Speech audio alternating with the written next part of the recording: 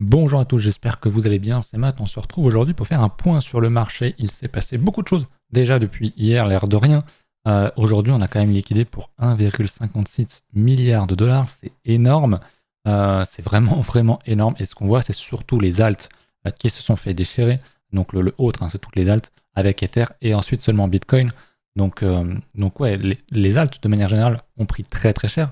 On le voit très très bien un petit peu partout, on le voit notamment aussi sur le funding. Voilà, je suis que sur 30 jours, mais là on liquide, il n'y a vraiment plus du tout de levier, il n'y a plus du tout de funding sur les alts, ce qui montre bien que le marché a été épuré, qu'il a encore été épuré. Il y en a même certaines, par exemple comme l'ENA, qui a un funding qui est négatif. On a également le Hondo, donc ça c'est des choses qui sont très intéressantes. Honnêtement, c'est très très rare de voir ça, donc je pense qu'on a quand même plutôt bien massacré le marché, c'était nécessaire, on en parlait hier. Moi, c'est pas des moves que j'aurais joué. On va revenir un petit peu sur les graphiques. Et si on regarde plutôt, on va regarder plutôt le total 3 pour l'instant. Si on regarde le graphique des alts, bon, on était sur résistance, on n'a pas cassé, ou alors très légèrement sur une mini-mèche. Bon, pour moi, on redump, c'est quelque chose de normal. Euh, voilà, on est sur une zone de résistance, le marché ne va pas monter en ligne droite, bougie verte après bougie verte, on le sait. Moi, vous le savez, c'est pas du tout quelque chose que je joue, même si j'avais dit attention, il y avait du levier, il y avait du funding, on est sur des zones de résistance, il y aura sans doute un petit peu de check-out. Moi, je sais que jamais je serais sorti ici, parce que je veux pas jouer des petits moves, choper un short ici ou avoir du cash, vendre des alts pour acheter un petit peu plus bas ici, ici ou ici. Je considère que c'est des quand même petits moves intramarché et je veux pas de ça. Moi, je suis rentré fin 2023, je hold jusqu'au plus tard dans le cycle et j'estime qu'on est encore vraiment entre guillemets tôt dans le cycle, on n'est plus au tout début, on est je pense à une bonne moitié, mais voilà, je pense qu'on a encore des grosses targets qui sont vraiment loin, on n'est pas encore dans une grosse phase d'euphorie, donc c'est pour ça que je prends pas de risque de perte latente aussi, pas de perte latente, mais de manquer un gain, je veux surtout pas ça, je sais que c'est une très très grosse douleur pour beaucoup dans un bull run. Après moi je suis totalement prêt à avoir voilà, ce genre de move, on a fait moins 20% sur la DOM, j'ai des alts qui ont fait moins 30, personnellement je m'en fous complet. Maintenant, ceux qui ont pris des. J'ai vu hier dans les commentaires, certains étaient sortis de leur position en levier, très bien. Certains ont pris du cash, très bien. C'est un très bon move, à condition que vous rachetiez plus bas. Est-ce que vous avez déjà racheté plus bas? Est-ce que vous attendez des niveaux beaucoup plus bas? Et si le marché revient là où vous êtes sorti, est-ce que vous re-rentrez pour ne rien perdre? Posez-vous ces questions. C'est vraiment des questions primordiales qu'il faut se poser, honnêtement. Moi, j'ai pas ce genre de problème ici, puisque de toute façon, comme j'ai dit, je joue pas ce genre de mouvement. Faites attention quand même à vous. C'est bien. Si vous êtes du cash, maintenant le cash, il faut penser aussi à le re-rentrer. Alors effectivement, actuellement, on est sur une bougie d'avalement à la baisse sur le total 3. Donc forcément, on peut se dire que c'est pas très bon. Après, la tendance de fond, elle reste quand même très bonne. Moi, je pense que dès la semaine prochaine, c'est pas impossible qu'on ravale tout à la hausse. On fera pas forcément de structure, de choses comme ça. Je pense pas qu'on vienne rechercher ce niveau-là, honnêtement. Moi, c'est vrai que j'aurais du cash de côté. C'est ce que j'ai fait d'ailleurs. J'ai remis un petit peu dans une de mes alts qui avait pris un peu plus cher que les autres. Ouais, j'ai rééquilibré, j'avais un tout petit peu de cash, pas grand chose, c'était quoi, je sais pas, 1% du portefeuille, quelque chose comme ça. Mais je l'ai remis. Dès qu'il y a un petit peu de rouge, moi je remets surtout un tel mouvement. Et quand on voit les alts se faire ouvrir comme ça, c'est toujours une bonne opportunité, en général, de venir aller chercher des consolidations, enfin des achats à nouveau. Et si on regarde le marché des alts, des autres, bah là pour le coup on reteste bien le niveau. Donc pour moi tout ça c'était vraiment des zones à payer. Très clairement, en termes graphiques, il y a beaucoup d'alts qui sont revenus sur ce genre de niveau. Je voulais voir ce qu'on avait retracé. On a touché le 38.2, vous savez, le fameux niveau 38.2, donc c'est très bien. Honnêtement, c'est des zones pour moi, il faut les racheter. On se prépare le bull run. On va pas revenir constamment, venir rechercher les zones les plus basses et tout, ça c'est fini. Ça c'est fini, on l'a fait plein de fois, maintenant c'est fini. Il faut prendre en compte que maintenant les dips, il faut avoir la capacité à les acheter, la capacité à ne pas acheter tout d'un coup non plus, pas forcément acheter tout le temps le 38.2, parce qu'il y a des fois on va aller beaucoup plus bas, surtout sur les alts. Voilà, faut avoir conscience de ça. Mais c'est bien de toujours avoir du cash de côté, avoir cette capacité à renflouer les caisses, à tanker la baisse, ça c'est une très très bonne chose. Mais il faut aussi savoir racheter. Et effectivement, en termes de structure, on en aura très très peu. On peut zoomer en daily en H4, il n'y a rien pour l'instant. Et pour autant, on pourrait très bien tout aller à la hausse assez rapidement. Donc dans les prochains jours ou semaines, donc faut être prêt. On va regarder quelques alts vite fait pour vous montrer que ce retest n'est pas un hasard non plus. Je regarde les alts que j'ai moi, par exemple, voilà le ring, qui est une alt que j'avais évoqué dans l'école.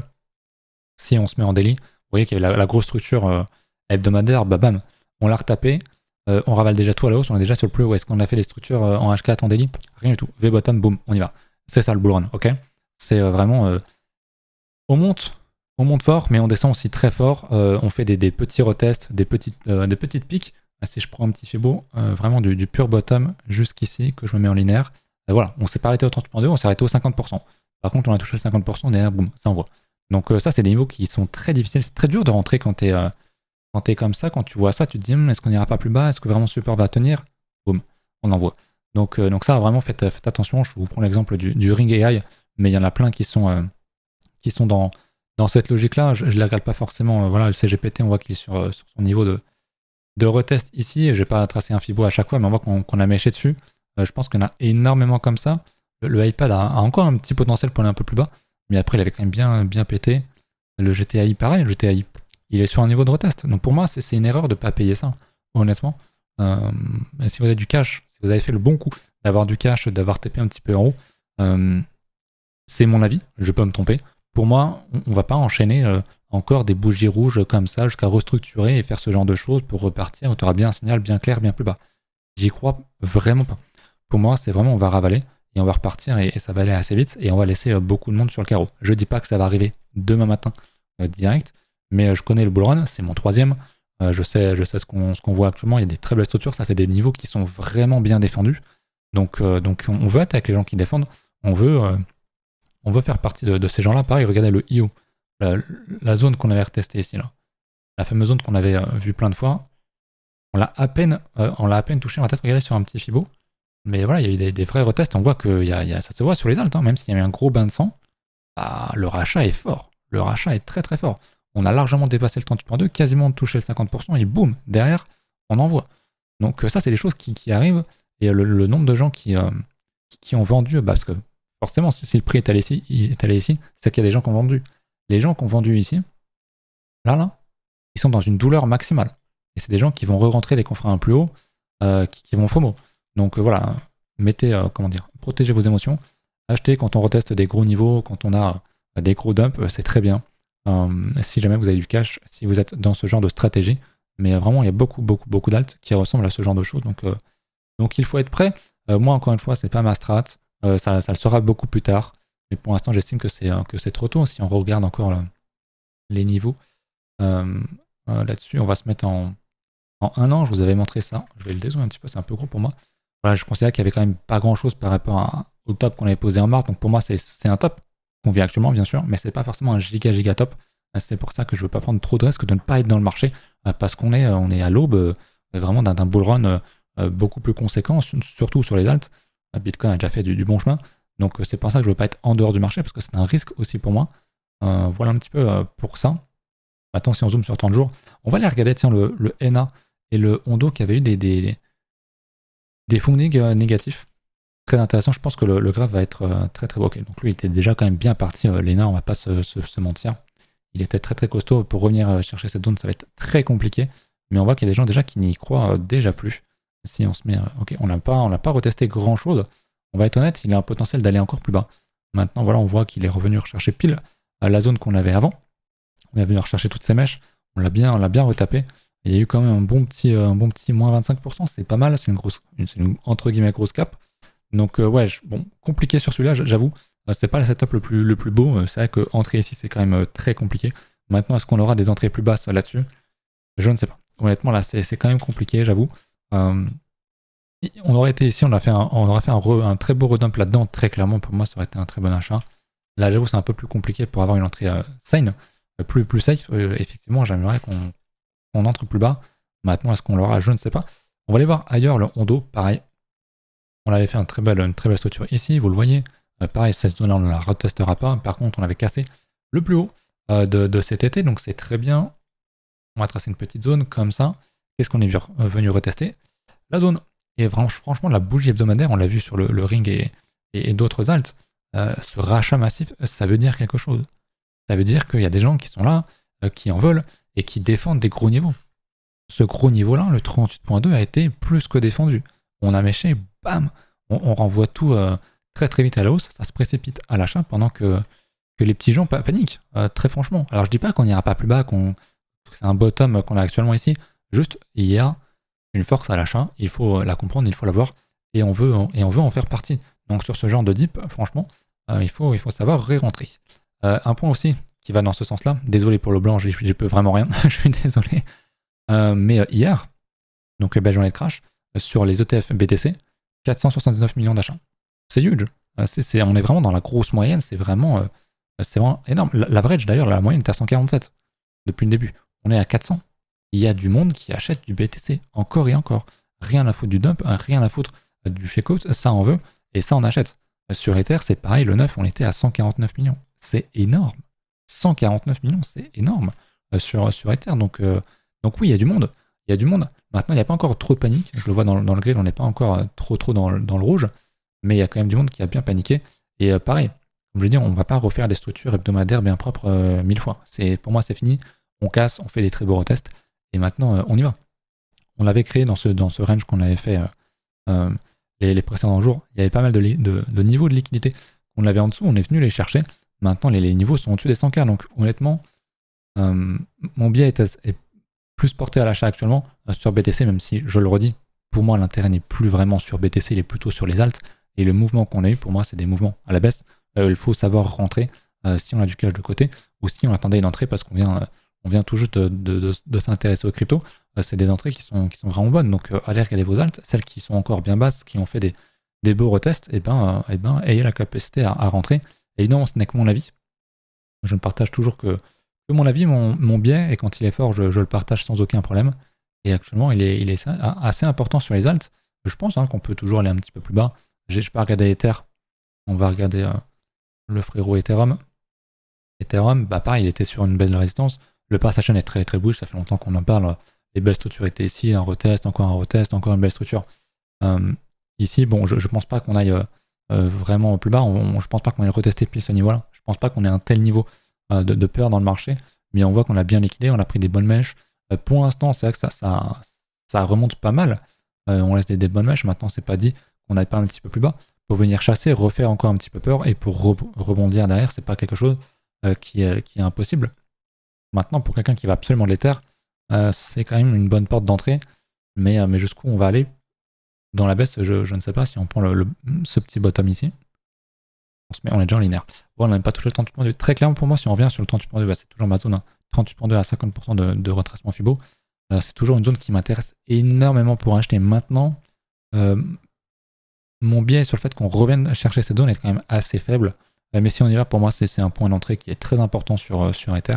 J'irai pas jouer le 2700, pour moi, on n'ira pas. C'est trop bas, c'est trop loin. Malgré le gros checkout qu'on a eu, même si on a encore un deuxième, encore un troisième, je suis pas sûr qu'on casse vraiment les 3000 $ et qu'on aille en dessous. Le marché a changé, il est quand même beaucoup moins volatile qu'avant. Ce qu'on a fait, peut-être qu'on va faire beaucoup plus grave, parce que c'est vrai qu'on a quand même bien liquidé, mais on a liquidé des sommes records, et pourtant, en termes, voilà, les marchés sont quand même de plus en plus liquides, les market makers sont de plus en plus présents, il y a de la liquidité, donc ouais, on va plus faire des grosses mèches sur Ether pour faire des singeries comme on l'a pu faire dans le passé. On va vraiment chercher des grosses mèches, on ravale tout et ça repart derrière, c'était quand même assez spécial. Maintenant, voilà, on est sur une grosse résistance, c'est la troisième attaque sur la résistance.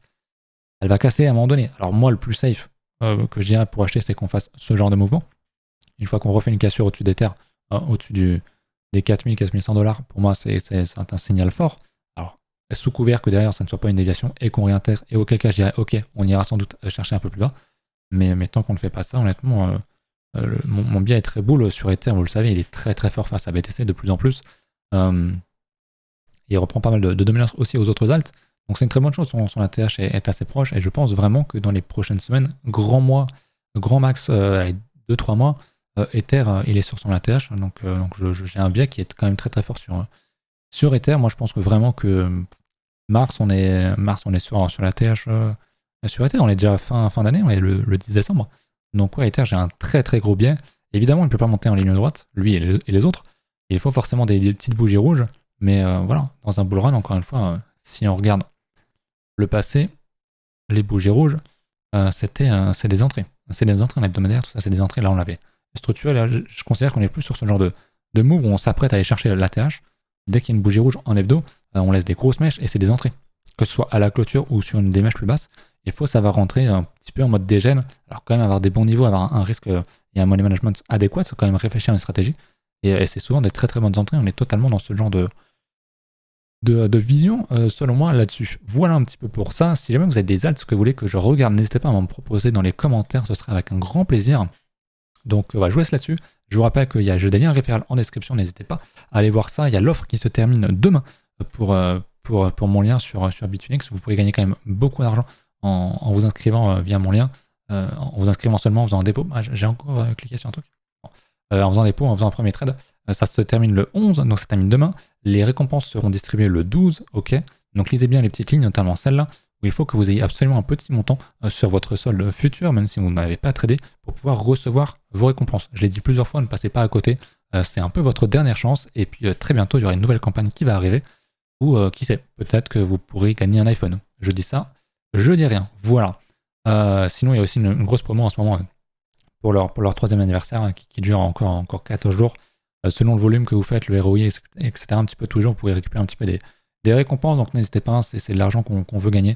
Donc voilà, c'est les promos, c'est le bull run, les gars. Les agents, ils envoient du sale. Ils ont tout intérêt à vous garder et vous avez de l'argent qui est gratos. Donc prenez-les si jamais ça vous intéresse. Et bien sûr, il n'y a pas que Bitfinex dans mes liens. Il y en a plein d'autres. Il y a BitGet, il y a BingX. Et il y a Mexei, notamment pour les alts, qui est très très pratique. Donc je vous laisse regarder ça en commentaire. Et je vous dis à ce soir pour ceux qui seront là en live sur Twitch. Le lien est lui aussi, bien évidemment, en description. À bientôt.